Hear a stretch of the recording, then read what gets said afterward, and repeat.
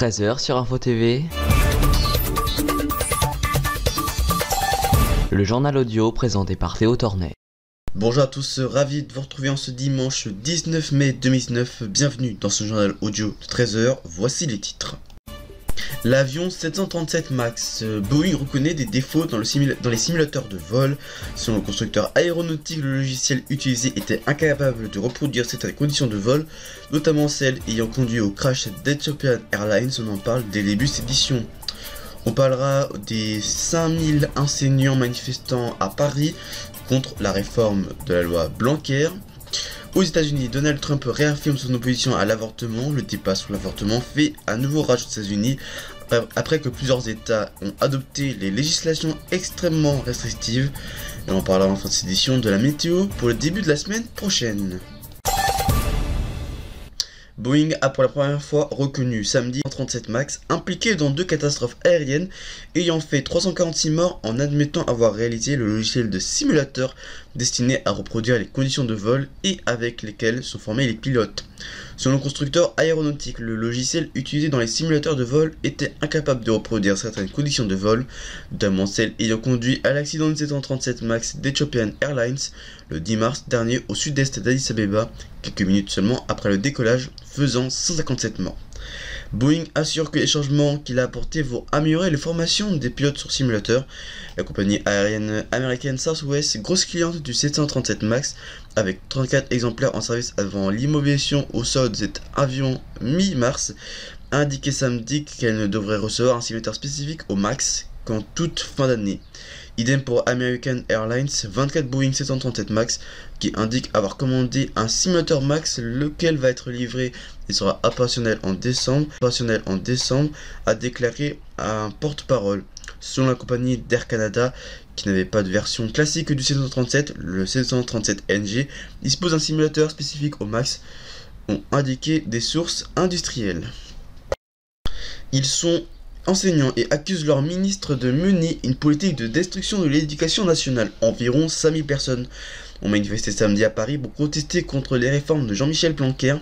À l'appel de plusieurs syndicats, des enseignants venus de toute l'Île-de-France, de Marseille, de Montpellier ou de l'ouest de la France ont défilé principalement contre la loi sur l'école de la confiance ou de la réforme du bac. Environ 5600 personnes ont manifesté.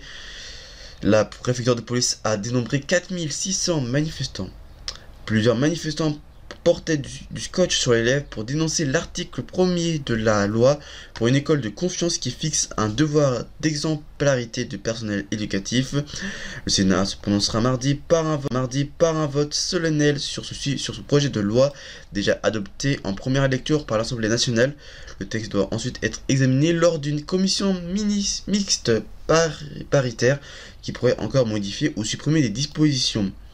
Vendredi soir, le Sénat a supprimé la disposition contestée sur un regroupement des classes d'un collège ou d'une ou plusieurs écoles au sein d'un nouveau type d'établissement des savoirs fondamentaux. Mais dans la mobilisation, de nombreux enseignants s'inquiètent encore que le directeur d'école puisse être rattaché au principal du collège. Autre sujet de préoccupation, la réforme du lycée et du bac. Ils s'inquiètent du bac local. 40% des épreuves du bac se feront dans l'établissement. Il y aura donc un préjugé territorial, en particulier pour les lycées de Seine-Saint-Denis. Le président américain Donald Trump s'est déclaré samedi profondément pro-vie, tout en disant favorable à des exceptions pour les temps d'un viol ou d'un inceste et celles mettant en danger la vie de la mère après l'adoption par plusieurs États américains de restrictions sur les avortements, sur la même position que celle adoptée par Ronald Reagan, a expliqué Donald Trump dans un tweet. Le président a fait part de son point de vue sur l'avortement quelques jours après l'interdiction par l'Alabama de tous les avortements sauf en cas de danger mortel pour la mère, après des peines pouvant aller jusqu'à 99 ans de prison pour les médecins. La question de l'interruption volontaire de grossesse sera au cœur de la prochaine présidentielle américaine en 2020. Voici la météo pour le début de la semaine prochaine.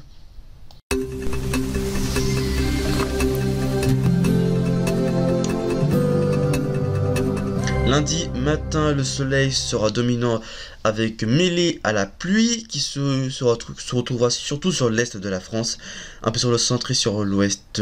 Sinon, le soleil et les nuages seront aussi dominants sur l'ensemble de la France, température comprise entre 14 et 22 degrés. Sinon, lundi après-midi, le voile nuageux de la pluie sera surtout sur l'est de la France, le centre et un peu sur l'ouest.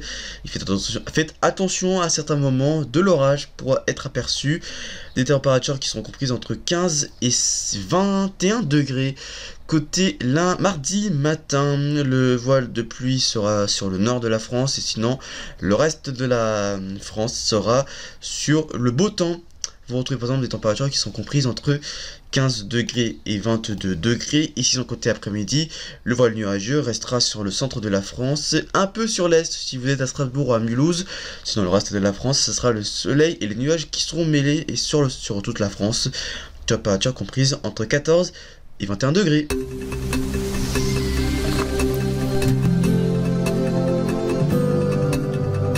Et c'est la fin de ce journal audio sur Info TV. Merci à vous de nous avoir suivis.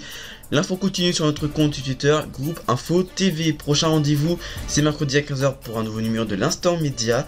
Vendredi, vous retrouvez un nouveau numéro de Politique Week-end présenté par Alan Harouez. Vous retrouvez samedi le journal présenté par Léon Patron. Et vous retrouvez exceptionnellement dimanche prochain une émission spéciale de Politique Week-end présentée par Alan Harouez. Donc pas de journal audio la semaine prochaine.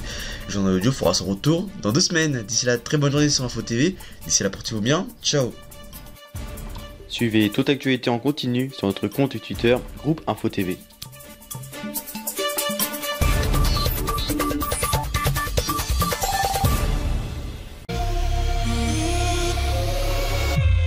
Retrouvez-moi ce mercredi pour analyser les grandes actualités médiatiques de ces derniers jours dans l'Instant Média dès 15h sur France Radio.